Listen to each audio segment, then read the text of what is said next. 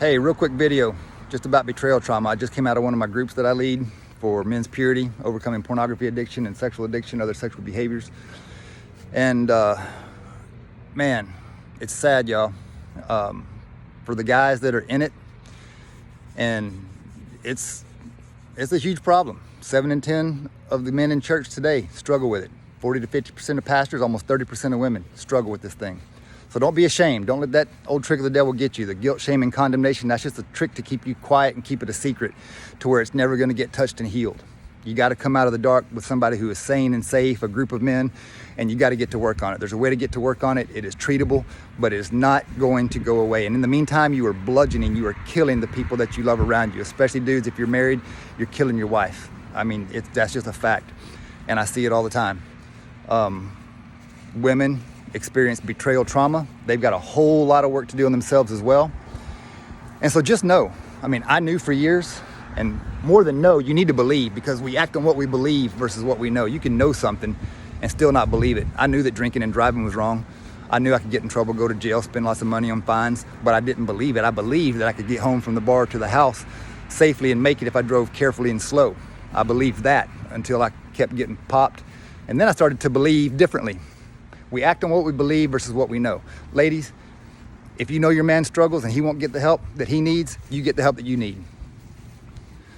You get some help for that betrayal trauma. And you draw a line in the sand somewhere. You set a boundary, because that might be what wakes him up and gets him to start getting the help that he needs. That's what worked for me. My wife had a boundary. She had had enough. River, come, release, release, release. Playing ball with the dog. See, she loves chasing balls. Do it all day. Anyway, I'm gonna land it. Get some help. You're killing those that you love. I promise you, you are hurting them to pieces. And if you love them, if you really love them, get the help that you need. And ladies, get the help that you need. Don't just let your man do it alone. You've got to heal as well.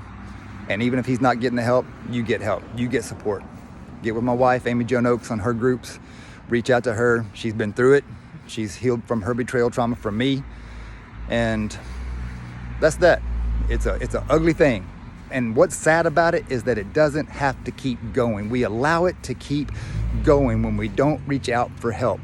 That's the sad part. And I know you want out.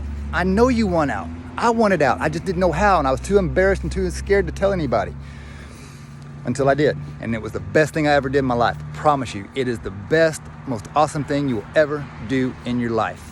When you tell somebody that you know is sane and safe, and you start to get the help that you need, and your mind starts to clear, and your wife starts to love you even more than she already does, starts to respect you again, starts to trust you again, and you can have intimacy in the relationship. It's a beautiful thing. I don't know why you wouldn't want that. If you need the help, hit me up. Love to talk to you. Ladies, talk to my wife. Love to help you as well. Peace.